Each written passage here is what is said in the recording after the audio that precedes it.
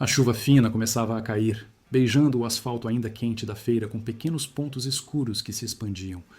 O cheiro terroso da manhã, agora misturado ao vapor úmido, trazia um frescor que parecia penetrar os ossos de Helena. A umidade já se insinuava em seus cabelos grisalhos, cuidadosamente presos em um coque que teimava em desmanchar com o vento. Rebelde como os pensamentos que ousavam brotar. Ela sentia o cansaço familiar, aquele que não vinha apenas da jornada matinal, mas da vida inteira carregando o peso de si mesma, um fardo invisível que se tornara parte de sua constituição. O vaso de orquídea, agora firmemente seguro em suas mãos, era um contraponto delicado ao peso das sacolas de legumes que Elias carregava para ela, com uma naturalidade que a surpreendia e perturbava. Ele caminhava a seu lado, sem pressa, a presença dele aquecendo o ar frio que teimava em rodear seu corpo. Era uma sensação tão estranha, essa de não carregar tudo sozinha, que quase a incomodava. Helena se via como uma dessas figuras que se esgueiram pelas beiradas da vida, sempre à sombra, nunca no centro do palco. Ela era essa mulher no fundo do ônibus que ninguém notava.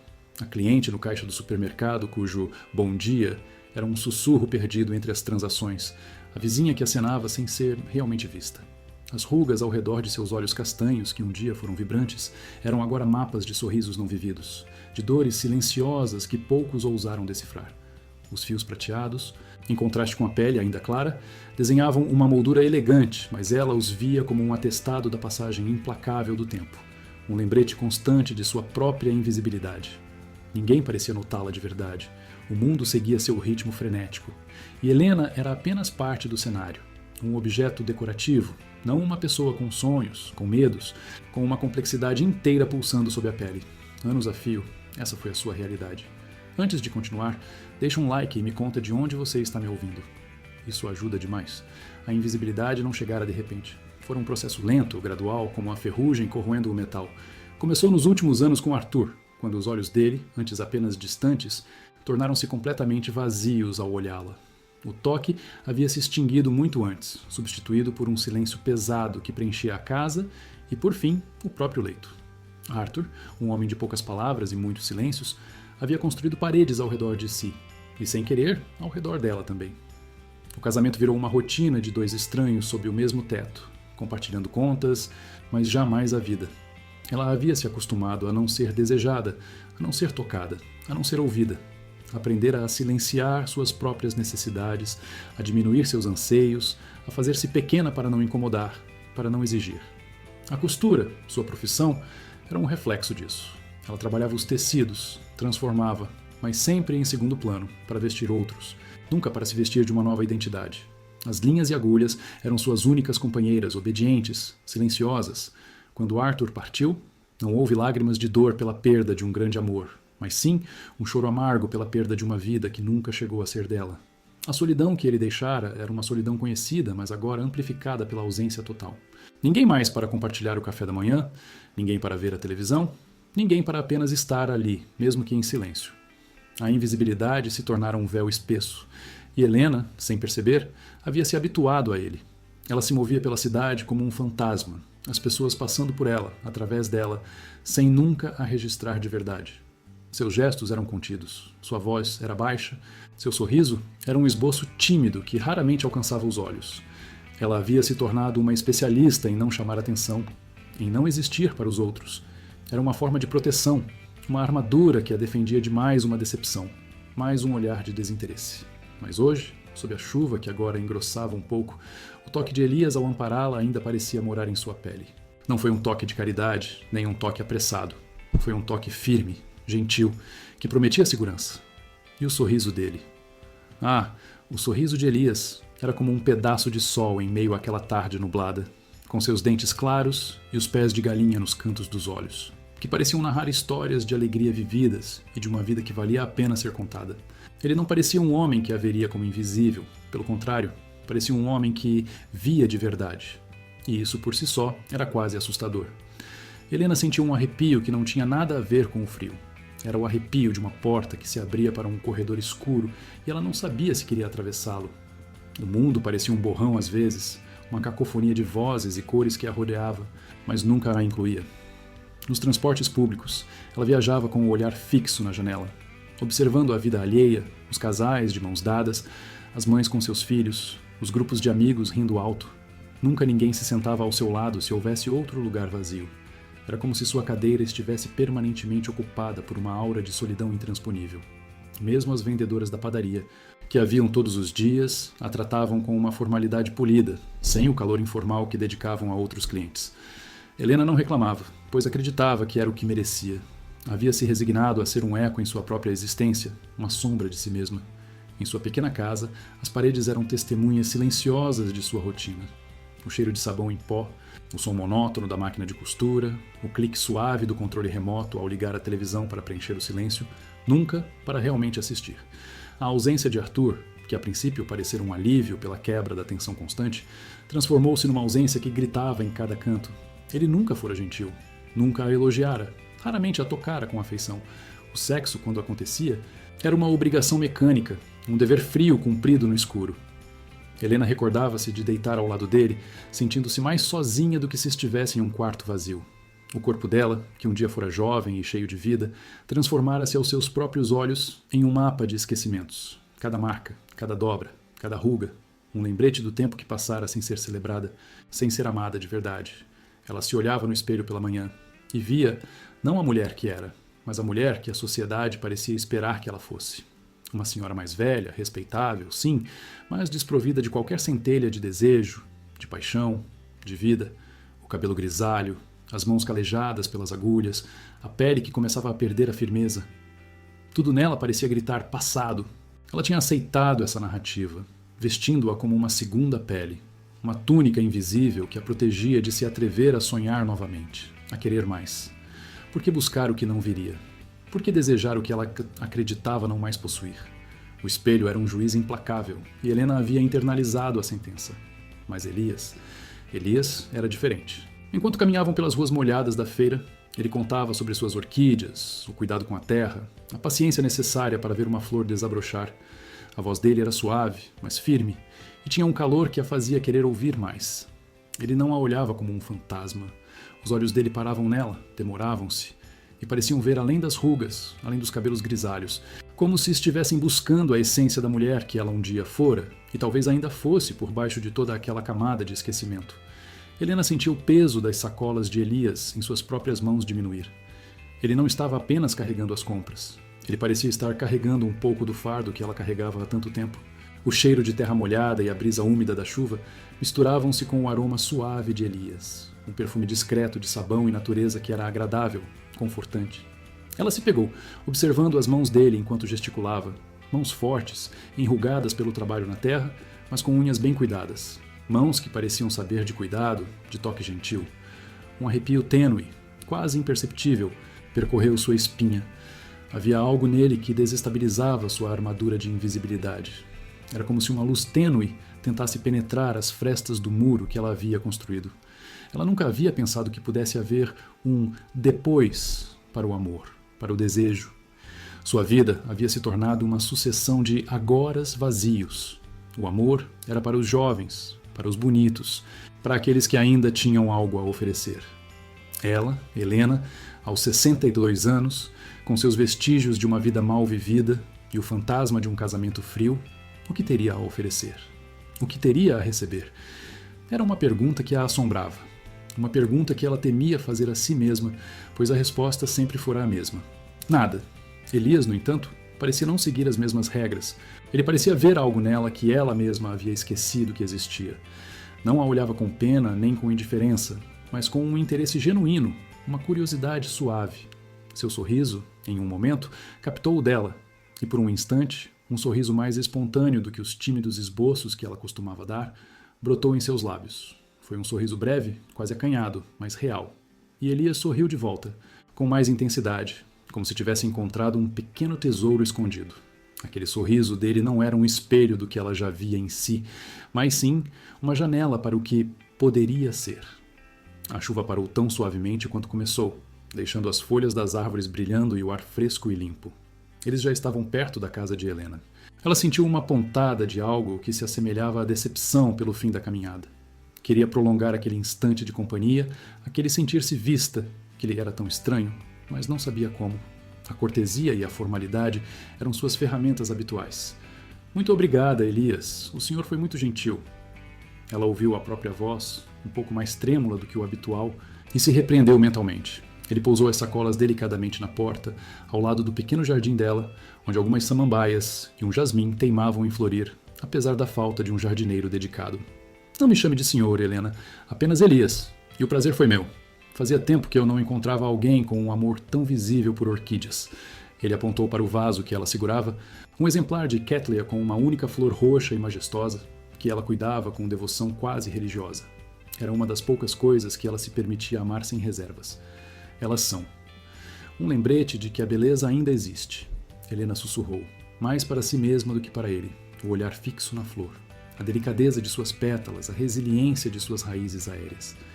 E que, com cuidado, algo novo pode surgir, mesmo em vasos antigos. Elias a observou com um brilho nos olhos que a desarmou ainda mais. Exatamente, ele disse, a voz baixa, quase um segredo. E algo bonito sempre merece ser cuidado, Helena, sempre. Ele não se despediu com um aceno apressado, mas com um olhar que prometia algo mais, que ficava, que a acompanhava. E então, com um sorriso gentil, ele se virou e seguiu seu caminho, deixando-a ali, na porta de sua casa, com o cheiro da chuva, o calor de um toque ainda presente e o eco de palavras que pareciam tocar em uma ferida antiga, mas que, estranhamente, não doíam como antes. Parecia que, pela primeira vez em muito tempo, alguém havia olhado para ela e visto a beleza por trás do véu, ou o potencial de florescer em um solo que parecia esquecido. E isso era uma promessa perigosa e ao mesmo tempo inebriante. Helena muitas vezes se perguntava se as pessoas simplesmente não a viam, ou se ela havia se tornado tão hábil em se esconder que ninguém conseguia alcançá-la. Era uma estratégia de sobrevivência, um refúgio seguro da vulnerabilidade. Se ninguém a notasse, ninguém poderia feri-la novamente. Ninguém poderia decepcioná-la. Ninguém poderia fazê-la sentir-se insuficiente, como Arturo fez por tantos anos, com seu olhar de tédio e suas palavras curtas que cortavam mais fundo do que qualquer grito. Ele nunca levantou a voz, nunca agrediu fisicamente, mas a indiferença dele era um veneno lento que a fazia murchar por dentro, pétala por pétala. Até que ela sentiu que não restava mais nada a oferecer. O corpo dela, que outrora sonhou com a paixão, com o beijo que aceleraria o coração, com o abraço que a faria sentir-se completa, transformara-se, para ela, num invólucro vazio, uma casca a ser disfarçada, coberta, esquecida. Ela escolhia roupas que a misturavam à paisagem, cores neutras, tecidos que não marcavam, sapatos confortáveis para uma jornada que parecia não ter fim. O toque de Elias, ainda que breve, na feira, e sua presença agora ao seu lado, carregando as compras, desafiava essa narrativa. Era um pequeno abalo sísmico em seu mundo meticulosamente construído de reclusão. Ele não falava de grandes feitos nem de promessas vazias. Falava das orquídeas, da terra, da vida que brotava sob seu cuidado. E, ao fazer isso, parecia falar da própria Helena, da vida que ainda poderia brotar nela se ela permitisse. Ela o olhou de soslaio, enquanto ele apontava para uma flor silvestre que brotava teimosamente entre as rachaduras do asfalto. Veja, Helena, a vida encontra um caminho, sempre. A voz dele era cheia de uma sabedoria tranquila, de quem observou o mundo por muito tempo e aprendeu suas verdades silenciosas. Para Helena, que havia passado a vida tentando controlar cada minúscula fresta de sua existência, tentando evitar qualquer surpresa, qualquer dor, a simplicidade daquela observação era um bálsamo e um tormento. Era um convite a desarmar-se. E ela não sabia mais como se fazia isso. O passado era um peso constante. As noites em claro, ouvindo o silêncio de Arthur na cama ao lado, o som da respiração dele que nunca se alinhava com a dela. As refeições solitárias, mesmo quando ele estava presente, cada um em seu próprio universo, separados por um abismo de palavras não ditas e sentimentos não compartilhados. A cozinha que ela mantinha impecável, não por amor ao lar, mas por uma necessidade obsessiva de controle em meio ao caos emocional. A máquina de costura, zumbindo em sua sala, era o único som constante. O único ritmo que ela conseguia manter em sua vida. Um testemunho de sua capacidade de criar beleza para outros, enquanto sua própria vida se desfazia em retalhos. Elias parecia não carregar essa bagagem.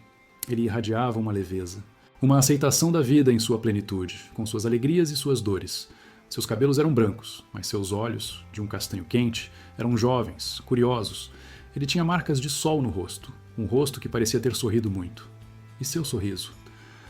Ah, aquele sorriso. Não era um sorriso sedutor, nem forçado. Era um sorriso de verdade que alcançava os olhos, que convidava. Helena sentia o calor subir por seu pescoço. Uma sensação que não experimentava há tanto tempo que quase a assustava. Não era um calor de vergonha, mas de algo novo. Algo que se remexia dentro dela. Um rubor. como se suas células esquecidas estivessem sendo acordadas por aquele olhar, por aquela voz. Aos 62 anos, ela pensou, é ridículo sentir-se assim. Uma mulher na minha idade não deveria ter esses pensamentos, esses sentimentos. Esses eram para as capas de revista, para as novelas, não para a vida real de uma costureira que passou a maior parte de sua existência em silêncio. Elias se inclinou ligeiramente em sua direção como se para compartilhar um segredo, enquanto eles estavam quase na porta dela. Sabe, Helena, às vezes as coisas mais bonitas estão escondidas. Precisam apenas de um pouco de luz e paciência para serem reveladas. Ele apontou novamente para a orquídea em seu colo, mas o olhar dele estava fixo nos olhos dela. A mensagem para Helena era clara. Ele não falava apenas da flor, ele falava dela. Ela não soube o que responder. A garganta ficou seca e o pequeno sorriso que tentara esboçar murchou. As palavras pareciam presas em algum lugar profundo, um lugar que ela havia fechado a 7 chaves há décadas. Como se defender de tamanha gentileza? Como permanecer invisível quando alguém se recusava a não vê-la? A dor silenciosa que ela havia aprendido a tolerar, a solidão que havia se tornado sua zona de conforto, começavam a se sentir perturbadas.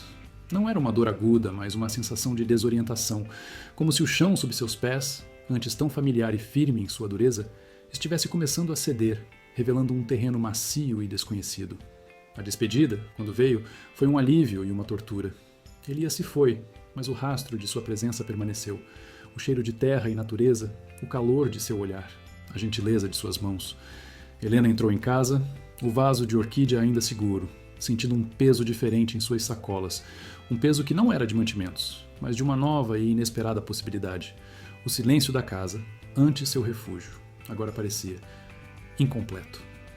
E, pela primeira vez em muito tempo, ela se perguntou se o véu da invisibilidade que a protegia não estaria também sufocando-a. O murmúrio de uma esperança, frágil como as pétalas de sua orquídea, começou a brotar em seu coração, desafiando décadas de resignação. Era uma promessa silenciosa, um eco que se recusava a ser ignorado. Ela se sentou na poltrona da sala de costura, as mãos ainda com o cheiro suave da terra e de Elias. O vaso de orquídea repousava na mesa de centro, a flor roxa vibrante contra o tom sóbrio do ambiente. A imagem de Elias se inclinar e dizer «As coisas mais bonitas estão escondidas» reverberava em sua mente. Como era possível que ele visse nela algo além do que ela via? Ela era uma mulher de 62 anos, com as marcas do tempo tecidas em sua pele como pontos de uma velha colcha. Os cabelos grisalhos, que ela antes tentava disfarçar com tinturas escuras, agora eram uma bandeira branca de rendição, a aceitação de quem ela se tornara. Ela se levantou e foi até o espelho do corredor. Olhou fixamente para seu reflexo. As linhas finas ao redor dos olhos, as dobras no pescoço, os lábios que se afinavam com a idade. Era ela, a mulher que Arthur havia ignorado, a mulher que o mundo havia esquecido. Ela não se sentia bonita, não se sentia desejável. Mas, pela primeira vez em muito tempo, ao invés de desviar o olhar com a familiar sensação de inadequação, ela se deteve. Tentou ver-se com os olhos de Elias. O que ele via? Será que via a força em suas mãos que haviam costurado a vida inteira? A resiliência em seus ombros que haviam carregado fardos invisíveis? A profundidade em seus olhos que haviam testemunhado tanta coisa? Ela não sabia. Mas a possibilidade, ainda que remota, de que houvesse beleza onde ela só via desgaste, era como uma minúscula chama bruxuleante em um quarto escuro. A porta da rua rangeu suavemente com a brisa que entrava e Helena sentiu um arrepio. Não era mais o frio que a incomodava, nem a solidão, mas essa nova e estranha abertura em seu coração. Ela era um muro desmoronando pedra por pedra e cada fragmento que caía revelava uma paisagem que ela havia esquecido que existia. A paisagem de si mesma. E o som do mundo exterior, que antes ela filtrava, agora parecia ter uma melodia nova, um convite. Era uma canção de esperança, tocada suavemente, mas com uma insistência que ela não conseguia mais ignorar. E no fundo, a canção tinha um nome: Elias. Ele esperou. Não obtrusivamente, mas com uma persistência suave que ela ainda não conseguia decifrar. Uma tarde, enquanto ela lutava para fechar o porta-malas do seu velho carro, carregado com as compras da semana, ele surgiu ao seu lado. Não perguntou se precisava de ajuda. Apenas, com um gesto decidido e silencioso, empurrou a tampa pesada até que ela se encaixasse com um clique satisfatório. Ela mal teve tempo de agradecer antes que ele apontasse para algo no chão, perto do pneu traseiro. Acho que a senhora deixou cair isto. Era o seu lenço, um pedaço de seda puída que ela guardava com carinho, esquecido entre os sacos de supermercado. Ele não se foi. Em vez disso, acompanhou-a até a porta do prédio. um saco de pães e outro de frutas nas mãos, como se fosse a coisa mais natural do mundo. Ela se sentiu estranha, uma inquietude nova. A vida inteira fora ela quem carregava os fardos, quem abria as portas para os outros, quem se antecipava às necessidades alheias. Agora, era ele quem segurava a porta para ela, que esperava que ela encontrasse as chaves com a lentidão dos dedos cansados. O peso de um cuidado que não era dela para dar, mas para receber, pairava no ar. Obrigada, ela murmurou, sentindo-se pequena sob a torrente de sua própria história. Não precisava se incomodar. Eu me viro. Ele apenas sorriu. Um sorriso que não era jovial, mas que carregava uma seriedade gentil. Não é incômodo. Sugeriu um café ali perto, onde o cheiro de grãos moídos e pão fresco sempre pairava. Ela tentou recusar, a velha guarda em pé. Não posso, rapaz. Sou velha demais para essas coisas. Não é certo, não sou. As palavras morreram em sua garganta, a velha cantiga de autonegação. Ele, porém, não a deixou terminar. Seus olhos encontraram os dela, penetrantes, mas sem julgamento. Eu vejo você. Ele disse, a voz baixa, mas firme. Eu vejo a sua gentileza, a sua força. E eu vejo que você merece um pouco de descanso também. A frase a atingiu com a força de uma revelação silenciosa, uma rachadura na armadura que ela pensara ser impenetrável. Naquele eu vejo você, havia um reconhecimento que ninguém nunca havia lhe oferecido de forma tão clara. Um vislumbre de si mesma que ela havia esquecido existir. O melancólico peso do tempo que ela dedicara a outros encontrou naquele instante uma pequena fresta de esperança. O café e outros que se seguiram foram como pequenos sorvos de uma vida que ela pensava já ter esgotado. Ele falava pouco de si, mas ouvia-a com uma atenção que ela não sentia desde. Bem, há muito tempo. Ou talvez nunca. Não de uma forma tão desinteressada, tão focada nela. A rotina de sua existência, antes cinzenta, começou a ganhar contornos mais nítidos, cores mais suaves, mas nem todos viam essa luz com bons olhos. Mãe, o que está acontecendo? Seu filho, Marcelo, perguntou, a voz carregada de uma mistura de preocupação e censura, em uma das raras visitas que fazia. Esse homem, ele quer seu dinheiro? Você está agindo como uma adolescente, é ridículo, as pessoas vão falar. As palavras de Marcelo, frias e afiadas, cravaram-se nela como pequenas facas. O medo do julgamento, uma constante companheira desde a juventude, ressurgiu com força, ameaçando sufocar a frágil chama que mal começava a bruxulear. Era sempre assim. Qualquer desvio da norma, qualquer lampejo de felicidade pessoal, era imediatamente podado pela expectativa dos outros, pela necessidade de manter as aparências, de ser a mãe, a esposa, a avó que eles esperavam. Mas dessa vez, algo era diferente. Uma amiga de longa data, Clara, que a conhecia desde os tempos de menina, percebeu a mudança. Ele te faz rir, não faz? Perguntou Clara com o seu sorriso enrugado e sábio. Então vai viver, menina. Você passou a vida inteira se doando, esvaziando-se para encher os outros. Agora é a sua vez de receber. As palavras de Clara foram um bálsamo, um eco da voz que ela, no fundo de si, desejava ouvir. Fortalecida por essa aprovação silenciosa e pela sensação nova de que havia algo mais para si, ela enfrentou Marcelo. Não houve gritos, nem explosões de raiva. Apenas uma calma inabalável que surpreendeu a ambos. Marcelo, ela disse, a voz baixa, mas firme como uma rocha antiga. Eu passei a vida vivendo para vocês. Para o seu pai, para você, para os seus filhos. Agora é minha vez. Era uma declaração de guerra pacífica. Uma reivindicação de si mesma que deixava seu filho sem palavras. Ela não precisava de permissão. E pela primeira vez, sentiu isso com todo o seu ser. Ainda assim, a noite que se seguiu, a primeira noite em que ele ficou, foi permeada por uma ansiedade quase juvenil. Ela havia se despido de tantas camadas ao longo da vida, de expectativas, de culpas, de medos, mas havia uma camada final que parecia inseparável da sua pele. O medo de ser vista, de expor as marcas do tempo, as cicatrizes invisíveis e visíveis de uma vida vivida, era quase paralisante. A luz do abajur parecia por demais brilhante, reveladora. Seu corpo, para ela, era um mapa de desistências, de batalhas perdidas contra a gravidade e o tempo. Mas quando ele se aproximou, não havia julgamento em seus olhos, apenas uma ternura imensa. Ele tocou sua pele enrugada com a delicadeza de quem desvenda um pergaminho antigo, cada linha, cada dobra, uma história a ser lida e adorada. E nesse toque, nessa entrega silenciosa, ela sentiu não o rubor da vergonha, mas o alívio profundo de ser amada, não apesar de suas imperfeições, mas por tudo o que a tornava ela. Era um alívio tão grande que beirava a dor, uma liberação de pesos que ela nem sabia que carregava. Naquele abraço, no calor de um corpo que não lhe pedia nada além da sua própria presença, o melancólico peso do tempo transformou-se em uma promessa de carinho. E o medo deu lugar a uma esperança há muito esquecida. O alívio daquela noite, o suave acolhimento que ele lhe dedicara, ressoou nela nos dias que se seguiram como uma melodia há muito esquecida, redescoberta no fundo de um baú empoeirado. Não era uma paixão juvenil avassaladora, mas algo mais profundo, mais sereno, a ternura que nasce da aceitação e da compreensão mútua. As linhas em seu rosto, antes vistas como marcas da erosão do tempo, agora pareciam contar histórias que ele estava disposto a ouvir, a celebrar. Seus toques não eram de quem busca, mas de quem encontra, de quem reconhece um valor que ela própria havia negligenciado por décadas. A intimidade que floresceu entre eles era de uma natureza diferente daquela que ela havia conhecido na juventude. Não havia urgência impetuosa, mas uma lentidão deliberada, um desabrochar cuidadoso, como flores que se abrem à luz da tarde, sem pressa. Cada toque era um bálsamo, cada sussurro uma confirmação de que ela era vista, desejada, reverenciada. Ele traçava com a ponta dos dedos as estrias prateadas em sua barriga, as mãos calosas que haviam trabalhado incansavelmente.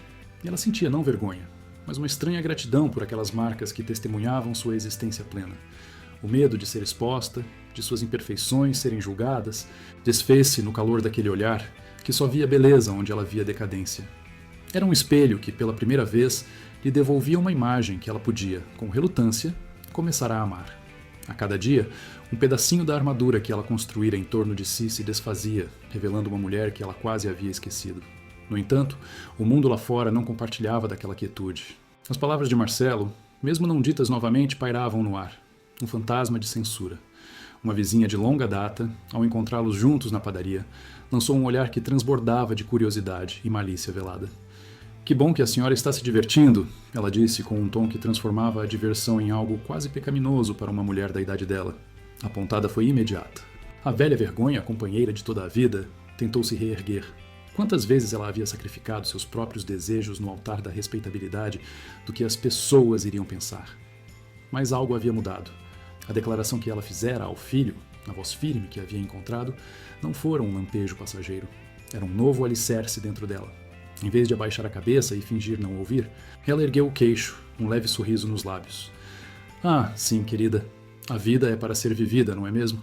Ela respondeu a voz clara e sem tremor, pegando a mão dele que estava pousada sobre o balcão. A vizinha, desarmada pela simplicidade e pela inesperada força, apenas murmurou um claro fraco e virou-se. A vitória não foi grandiosa, mas foi uma vitória. Uma pequena batalha ganha contra o exército invisível do julgamento social. A voz de Clara, sua amiga sábia, ecoava em sua mente, reforçando sua convicção. "Vai viver, menina." Clara havia repetido em um de seus longos telefonemas, a risada rouca e contagiante. "O que eles sabem da sua vida, dos seus sacrifícios? Nada.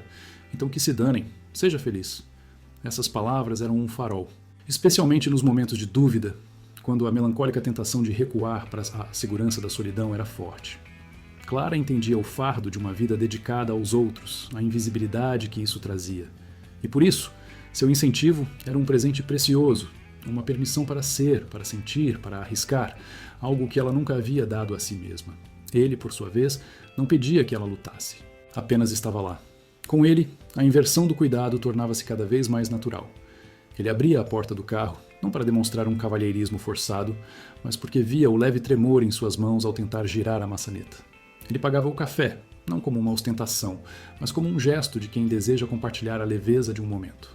Ela, que sempre fora a provedora de conforto, a resolvedora de problemas, a cuidadora incansável, agora se permitia ser cuidada. No início sentia um desconforto estranho, quase uma culpa. "Não precisa. Eu consigo. Deixa comigo." Eram as frases que surgiam instintivamente em seus lábios. Mas ele, com sua paciência infinita, apenas sorria e fazia, sem invalidar suas palavras, mas oferecendo um caminho diferente. "Eu vejo você", ele repetia. E em cada repetição, ela sentia mais uma camada de sua rigidez se dissolver. Ele via a mulher por trás da mãe, da esposa, da avó, da cuidadora. Via a faísca de vida que ainda ardia, apesar das cinzas das desilusões. E ao ser vista, ela começou a se ver também. As rugas, as mãos manchadas pelo tempo, o corpo que não era mais o da juventude, tudo isso era parte de sua história. E sua história era digna de carinho. O melancólico luto por uma vida que ela pensava ter sido apenas um eco para os outros transformava-se, lentamente, em uma aceitação serena e, sim, esperançosa, de que ainda havia capítulos a serem escritos para ela mesma. A aceitação, aquela semente plantada pela ternura dele e regada pela sua própria coragem recém-descoberta, não erradicou por completo as ervas daninhas da dúvida. Marcelo, em suas ligações esporádicas, ainda deixava escapar comentários mordazes, perguntas sobre a estabilidade financeira dela, sobre o que as pessoas pensariam de uma mulher da sua idade, agindo assim. Cada um desses comentários era uma pequena picada, um lembrete do mundo que ela estava lentamente deixando para trás. Não era mais a raiva explícita, mas uma espécie de condescendência velada, a tentativa de desqualificar sua felicidade como uma tolice de velhice. Ela sentia o peso do julgamento, não apenas em seu filho, mas nos olhares de alguns vizinhos, nas conversas sussurradas que chegavam aos seus ouvidos como farrapos de fumaça. Era um conflito silencioso, um embate entre o que ela sentia e o que eles achavam que ela deveria sentir, ou não sentir. Nesses momentos de fragilidade, quando a melancolia ameaçava puxá-la de volta para a segurança cinzenta de sua solidão anterior, a voz de Clara vinha à tona. Não apenas o "vai viver, menina", mas toda a sabedoria acumulada em anos de confidências e risadas compartilhadas. Eles sempre vão encontrar algo para criticar, não importa o que você faça, Clara havia dito uma vez, com a resignação divertida de quem já havia travado suas próprias batalhas. A diferença é se você vai deixar que a voz deles seja mais alta que a sua. E para ela, a voz de Clara era um porto seguro, um lembrete de que não estava sozinha em sua busca por um pedaço de felicidade. Era a permissão, tão necessária, para ser egoísta pela primeira vez na vida. A cena de força com Marcelo não fora um evento isolado, mas o início de uma postura. Agora, ela não precisava levantar a voz para defender suas escolhas. Bastava viver. Bastava segurar a mão dele em público, aceitar o café pago por ele, rir abertamente de suas piadas. Cada um desses gestos era uma afirmação silenciosa. Eu passei a vida vivendo para vocês. Agora é minha vez. Era uma força que vinha de dentro, não de uma necessidade de provar algo a alguém, mas de uma profunda convicção em seu próprio direito à alegria. Ela se sentia, de certa forma, nua diante do mundo, mas era uma nudez que não trazia vergonha, e sim uma estranha sensação de liberdade, de autenticidade. E essa autenticidade se refletia e se aprofundava na intimidade deles. Não era mais apenas a primeira noite de receio e alívio, mas um contínuo desvelar. Os espelhos de seu apartamento, antes evitados, agora pareciam menos intimidadores. Ela ainda via as rugas, os seios pendentes, as mãos que já não tinham a firmeza de outrora, mas ele via algo mais. Em seus beijos lentos e cuidadosos, em seus toques que percorriam cada contorno do seu corpo como se estivessem redesenhando-a, ela sentia-se adorada. Não era o desejo efêmero da juventude, mas uma admiração profunda pela mulher que ela era, por cada marca que contava uma parte de sua história. O medo de ser vista nua, que as acompanhara em silêncio por tantos anos, como um véu de sombra sobre sua autoimagem, foi gradualmente desfeito. O que restava era um alívio imenso, um calor que se espalhava por sua pele e se aninhava em sua alma. A intimidade não era apenas física, era a intimidade de duas almas cansadas que haviam encontrado um porto, um lugar onde podiam desarmar-se completamente. Ele a acariciava com os olhos tanto quanto com as mãos, e neles ela via não o reflexo de suas imperfeições, mas a luz de sua própria beleza, a que ele lhe revelava. Era uma beleza que vinha de uma vida vivida, de cicatrizes superadas, de um coração que, apesar de tudo, ainda pulsava. O melancólico peso do tempo, que antes parecia um fardo, agora era parte da tapeçaria que ele parecia amar. E essa aceitação, esse amor incondicional, abria espaço para uma esperança que ela pensava há muito ter se esgotado.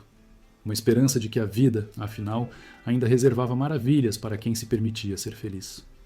Com o tempo, a presença dele em sua vida deixou de ser uma novidade surpreendente para se tornar uma constante e reconfortante. As refeições compartilhadas, os passeios tranquilos pelo parque, as noites de silêncio cúmplice, onde as mãos se encontravam sem palavras, tudo se tecia numa tapeçaria de afeto que a envolvia. O relacionamento se firmava, não com a explosão de fogos de artifício, mas com a solidez de um rio que encontra seu leito e flui com calma. Mas não era apenas o relacionamento que se transformava. Ela mesma estava em constante metamorfose, um desabrochar tardio, mas não menos vibrante. O trabalho na loja de tecidos, que por anos fora sua âncora e seu fardo, passou a parecer insuportável. As horas longas, o cheiro de pó e lã, as reclamações mesquinhas dos clientes, tudo isso, antes parte de uma rotina aceita, agora pesava em sua alma. Ela havia passado a vida costurando sonhos para os outros, remendando suas próprias esperanças com fios de resignação. Certa manhã, ao encarar o espelho e ver não apenas o cansaço, mas uma nova centelha de vida em seus olhos, ela tomou uma decisão. Entregou sua carta de demissão com uma calma que nem ela mesma esperava.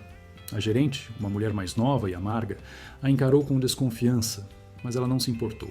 Ao sair pela porta, sentiu uma leveza que não experimentava desde a infância, como se anos de poeira tivessem sido sacudidos de seus ombros. Com o tempo livre que o desemprego, inicialmente assustador, lhe concedeu, ela redescobriu um velho prazer esquecido: pintar. Não eram quadros grandiosos, nem paisagens complexas, mas pequenas naturezas mortas, jarros de flores simples, a luz filtrada pela janela do apartamento. Cada pincelada era um ato de autoexpressão, uma forma de dar cor aos sentimentos que antes reprimia.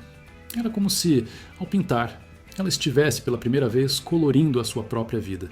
As tintas na ponta dos dedos, o cheiro do óleo, a tela em branco que esperava sua marca. Tudo isso era um novo mundo, um mundo que não dependia da aprovação de ninguém. E não era apenas a vida dela que se ajustava. A família dele, ao contrário da sua, parecia acolhê-la com uma naturalidade que a surpreendia. Seus filhos adultos, já acostumados à ideia de seu pai solteiro encontrar uma nova companheira, receberam-na com sorrisos e conversas descontraídas. A ausência de julgamento deles era um bálsamo, mas foi a sogra dele, uma senhora octogenária de olhos vivos e sorriso caloroso, que a abraçou com uma sabedoria que acalmou qualquer resquício de insegurança. "Que bom que meu filho encontrou alguém para rir de novo", a velha senhora disse, com a mão enrugada sobre a dela durante um almoço de domingo. "A vida é muito curta para se viver só de arrependimentos, minha querida. Ele é um bom homem e você parece ser uma mulher forte. É bom ver o amor florescer em qualquer idade." Naquelas palavras, ela encontrou não apenas aceitação, mas uma validação profunda. A sogra dele via a mulher, não a velha senhora, e isso era tudo. Não havia estranheza, não havia vergonha, apenas a calorosa aprovação de uma família que a acolhia com simplicidade. A melancolia de um passado de autonegação começava a ser substituída por uma esperança palpável, a promessa de dias mais coloridos, pintados à mão e compartilhados com amor. O cheiro de bolo de laranja acabara de invadir cada canto da casa, misturando-se com o burburinho de vozes infantis e o tilintar de talheres. O sol da tarde entrava pelas janelas amplas da cozinha, pintando de dourado o piso de madeira onde pequenos pés descalços corriam, deixando rastros invisíveis de alegria. 4. Talvez 5 anos haviam se passado desde que Clara, com um misto de tremor e convicção, decidira que a vida era mais do que uma peça de teatro onde ela observava tudo dos bastidores. Agora, sentada à grande mesa de carvalho, ela observava a cena com um sorriso sereno. Sua neta mais velha, Mariana, de 6 anos, explicava com seriedade a receita secreta da vovó para o primo João, de 4, que ouvia com os olhos arregalados enquanto tentava alcançar um pedaço de fruta da tigela central. Seus próprios filhos, agora adultos, circulavam com a desenvoltura de quem está em seu próprio lar. Mas era a presença de Clara, agora matriarca de um clã não apenas biológico, mas de almas afins, que dava o tom. As viagens simples se tornaram rituais sagrados. Um fim de semana no sítio dos amigos, onde o cheiro de terra molhada e mato invadia as narinas e as noites eram iluminadas apenas pelo luar e o canto dos grilos. Ou uma escapada para a pequena praia de Ubatuba, onde as crianças construíam castelos de areia desajeitados e Clara sentava-se na cadeira de lona, observando as ondas que vinham e iam, levando consigo velhos medos e trazendo novas promessas. Cada grão de areia, cada gota de água salgada, parecia um lembrete do quanto a vida podia ser vasta e generosa, se apenas se estivesse disposto a mergulhar nela. A casa, outrora um refúgio silencioso e por vezes opressor, era agora um epicentro de vida. As paredes, antes decoradas com a neutralidade do não perturbar, exibiam desenhos coloridos, fotos emolduradas de sorrisos desdentados e a arte imperfeita de quem está aprendendo a ver o mundo. A própria Clara sentia-se um quadro vivo, com mais rugas nos cantos dos olhos, é verdade, mas também com um brilho que vinha de dentro, de um lugar que ela nem sabia que existia. Não havia mais a necessidade de ser invisível para ser aceita. A aceitação vinha de sua autenticidade, de sua capacidade de dar e receber amor sem reservas. Uma risada alta de seu filho Pedro a tirou de seus pensamentos. Ele estava brincando de esconde-esconde com as crianças, e o barulho de seus passos pesados ecoava pela sala. Clara sentiu uma pontada de gratidão tão intensa que quase a fez lacrimejar. Lembrou-se dos anos em que seu universo se resumia às 4 paredes de sua casa, aos dramas não ditos, aos desejos guardados às 7 chaves. Lembrou-se da sensação de estar à deriva, de ser apenas um eco na vida dos outros. Mas essa Clara, sentada ali, com a massa do bolo ainda presa nas unhas e a camisa manchada de farinha, era outra.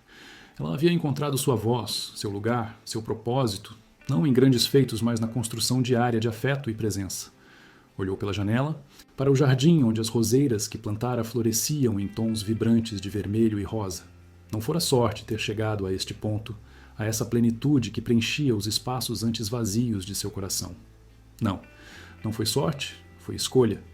Cada sim dito a si mesma, cada não aos outros que a diminuíam, cada passo hesitante em direção ao desconhecido, cada lágrima derramada e cada riso genuíno.